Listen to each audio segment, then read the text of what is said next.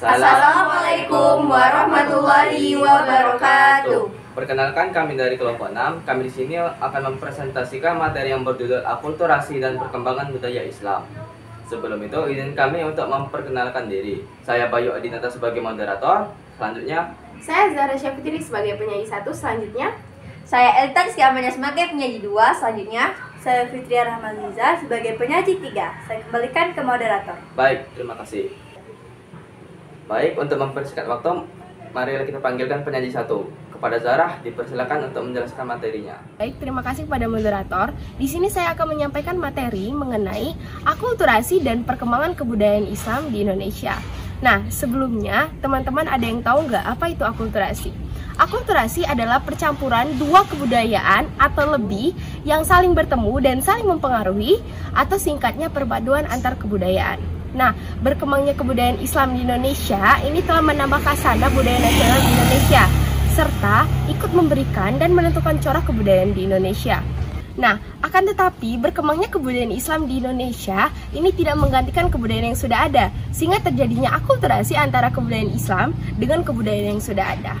Nah, berikut adalah contoh-contoh dari akulturasi kebudayaan Islam yang ada di Indonesia. Yang pertama, seni bangunan. Seni bangunan yang menonjol pada zaman perkembangan Islam yaitu masjid, menara, dan juga makam. Yang pertama, masjid dan menara. Fungsi utama dari masjid yaitu tempat beribadah bagi umat muslim. Masjid juga memiliki fungsi yang sangat luas, yaitu sebagai pusat untuk menyelenggarakan ajaran-ajaran Islam, pusat untuk mempraktikkan ajaran-ajaran persamaan hak persahabatan di kalangan umat Islam. Selanjutnya, ciri-ciri dari masjid kuno yang ada di Indonesia. Yang pertama, atapnya berupa atap tumpang, yaitu atap yang bersusun. Semakin ke atas semakin kecil, dan atap yang paling atas berbentuk limas. Yang kedua, tidak ada menara yang berfungsi sebagai tempat mengumandangkan azan. Berbeda dengan masjid-masjid yang ada di luar Indonesia, yang umumnya terdapat menara. Yang ketiga, masjid ini biasanya berlokasi di dekat makam, di dekat istana, di ibu kota, dan di bukit.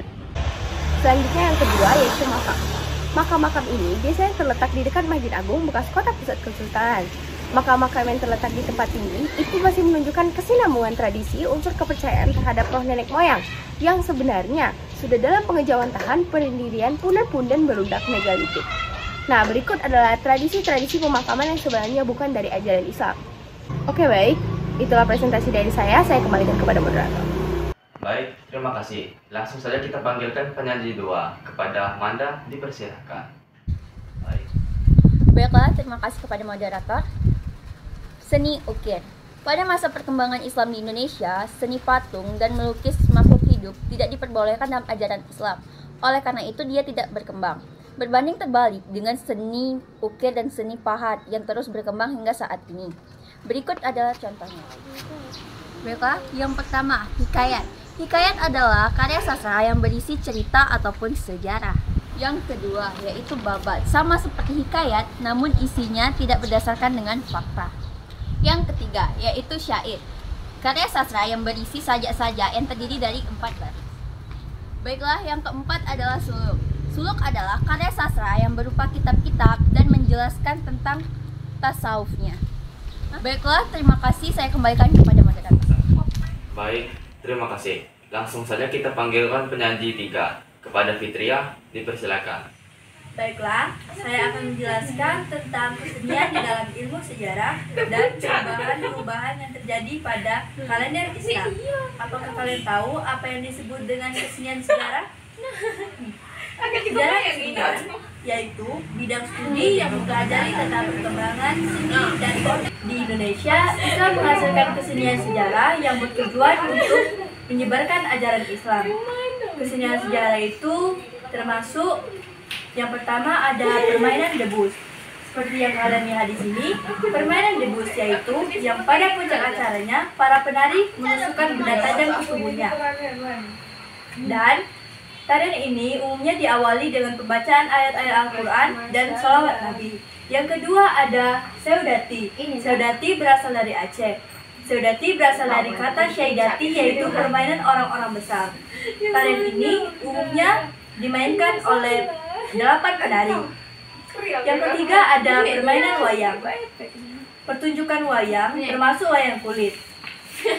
Pertama kali dikembangkan oleh agama Hindu dan terus dikembangkan lagi oleh agama Islam. Umar menetapkan pada tahun 1 Hijriah bertepatan pada tanggal 14 September 622 Masehi, sehingga kita mengenal tahun itu dengan nama tahun Hijriah. Sistem kalender itu juga mempengaruhi dan sangat dipengaruhi oleh Nusantara. Terima kasih.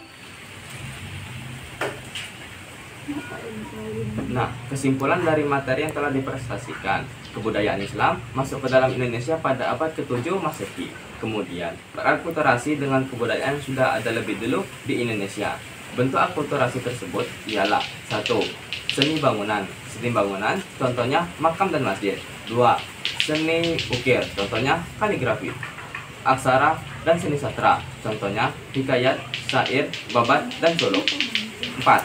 Kesenian, contohnya permainan debus, seodati, dan wayang. Dan yang terakhir ialah kalender. Demikian presentasi dari kelompok kami. Jika ada saran, komentar, dan pertanyaan, jangan lupa tulis di kolom komentar. Jangan lupa like, subscribe, and share.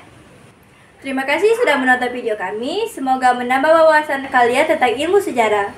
Kami ucapkan terima kasih sekali lagi dan sampai jumpa. Bye-bye. Dadah.